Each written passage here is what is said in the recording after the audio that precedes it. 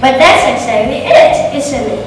Roald Dahl wasn't about following the rules. He wanted children to be expressive, to think, to challenge, to imagine. You can't do that just by standing in front of an audience telling them stuff.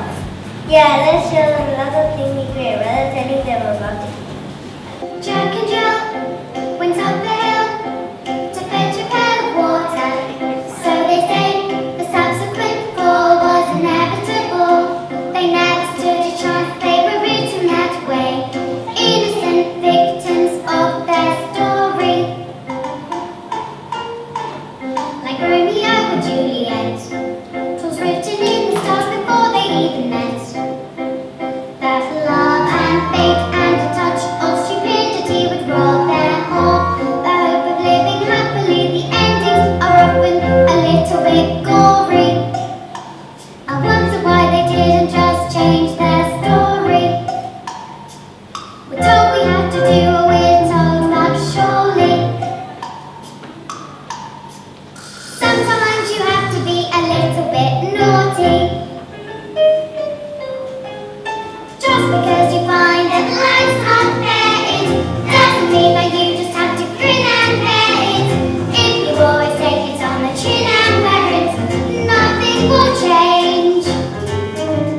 Even if you're little, you can do a lot. You mustn't let a little thing like little stop you. If you sit around and let them get on top you, might as well be saying you think that it's okay, and that's not right.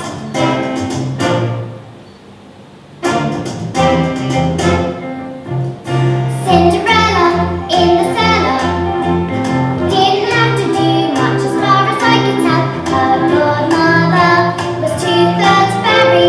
Suddenly her lot was a lot less scary. But what if you haven't got a fairy to fix it? Sometimes you have to make a little bit of mischief.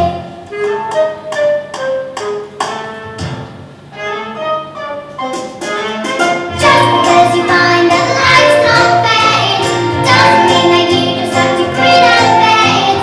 If you always take it on the chin and wear it, nothing will change.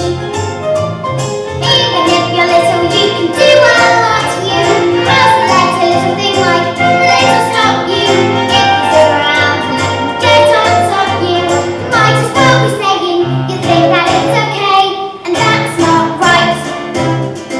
And if it's not right, you have to put it right. In the slip of a boat, there's a tiny ripple. The seed of a wall in the creak of a floorboard. The storm can begin with a flap of the wind. The tiniest pipe has the mightiest sting. Every day starts with a tick of the clock. All escapes start with a click of the lock. If you're stuck in your story and want to get out, you don't have to cry, you don't have to shout. If you're little, you can do a lot. You must let a little thing like little stop you. If you sit around and let them get on top you, won't change a thing. Just because you find that life's not fair, it doesn't mean that you just have to grin and bear it. If you always take it on the chin and wear it, you might as well be saying you think that it's okay, and that's not right. And if it's not right, you have to put it right. But nobody else is gonna put it right for me. Nobody but me is gonna change my story. Sometimes you have to be a little bit naughty. I'm so hungry. My family is poor, and my dad lost his job in the toothpaste factory. Every day we eat cabbage, cabbage, and more cabbage.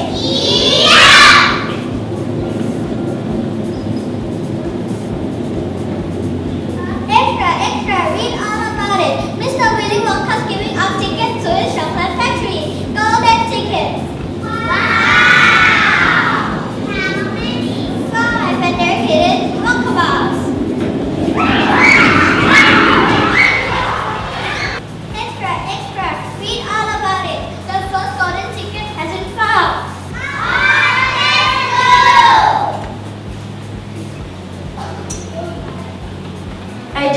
I find the golden ticket. I eat chocolate for breakfast, lunch, dinner, and snacks.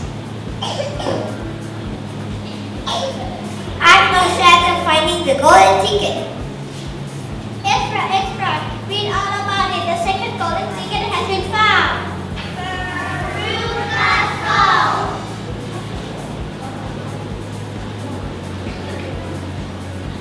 I want a pony and a castle and a princess costume and a gold ring and a big diamond and new shoes and a ticket to go to Japan and I want it now. I told my dad to find me a golden ticket and he did so dear.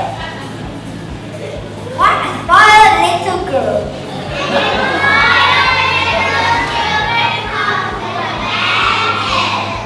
Extra, extra, read all about it. The third golden ticket has been found.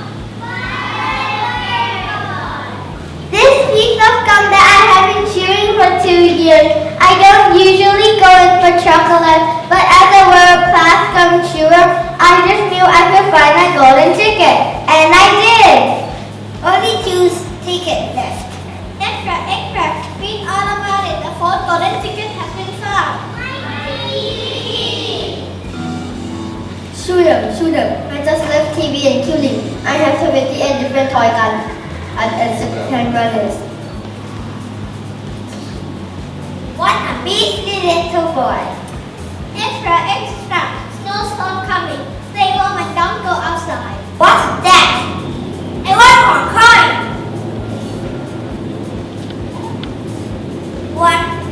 One car with from Kitty.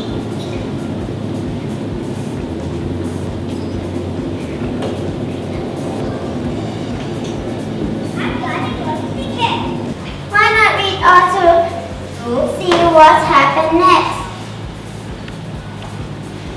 Or you could listen to one of the many poems he wrote in his emoting rhymes book. Jack and the Beanstalk. Jack might have said. We are storybook. Go out and find the little girl. Well, by our father say she sang and bird at least 100 times. Jack let the old brown cow away and came back later in the day and said,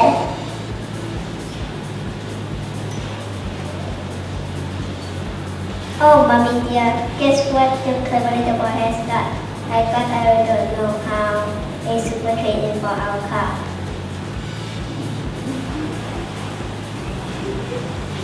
The mother said, "You little clip, I bet you so you much too cheap."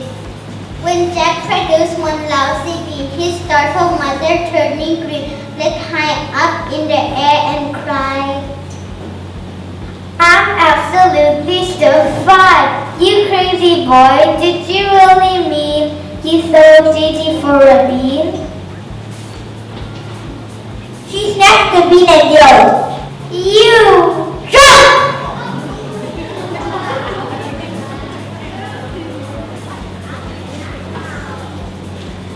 And the clock is on a rubbish dump. Then summoning up all her power, she beat the boy for half an hour. At 10 p.m. or thereabout, the little bean began to sprout. By morning it had grown so tall, you couldn't see the top at all. Young Jack cried, "Mom, I beat it now, it's better than a rotting cow." The mother said, "You lunatic, what are the beans I can pick? There's not one thing, it's bad as bad."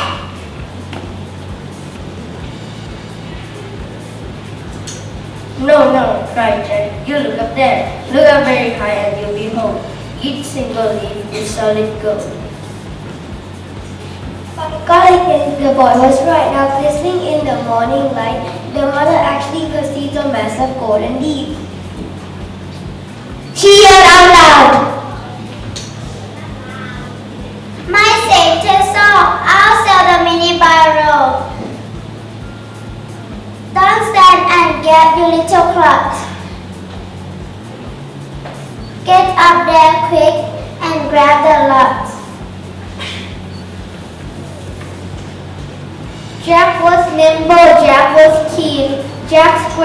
He scrambled up the mighty beam. Up he went without a stop, but as he was near the top, a ghastly, frightening thing occurred. Not far above his head, he heard a deep, deep voice, a rumbling thing that makes a very heaving scream. It shouted loud, "Fee, fi, fo, fum, I'm for the blood of the Englishman!" Jack was frightened. Jack was quick, and down he climbed in a half a tick. "Oh, Mom," he gasped, "believe you me, there's something nasty up our tree." "He smelled me out, I swear it, Mom. He said he smelled an Englishman." The mother said, "And well he might. I've told you every single night to take a bath because you stink. But would you do it? No, I think." Jack answered, "Well, if you're so clean, why don't you climb the crazy beam?" The mother cried, "By Jack, I will. There's life within the old dog still." He hit her skirts above her knee and disappeared right up the tree. Now with the giant smell his mom, Jack listened for the 3, 4, 5. He gazed aloud. He wondered where the dreaded would be her. And then, from somewhere high above the ground, there came a frightful crunching sound. He heard the giant mutter twice, "By gosh, that tasted very nice, although..." And this in grumpy tones, I wish there were so many boats." "The giant eating up my mom." "By Christopher," Jack cried, like a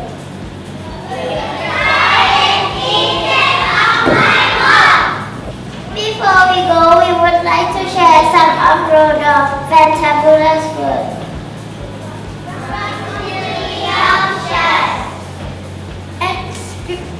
Extremely scrumptious, excellent, splendid. To cause fright.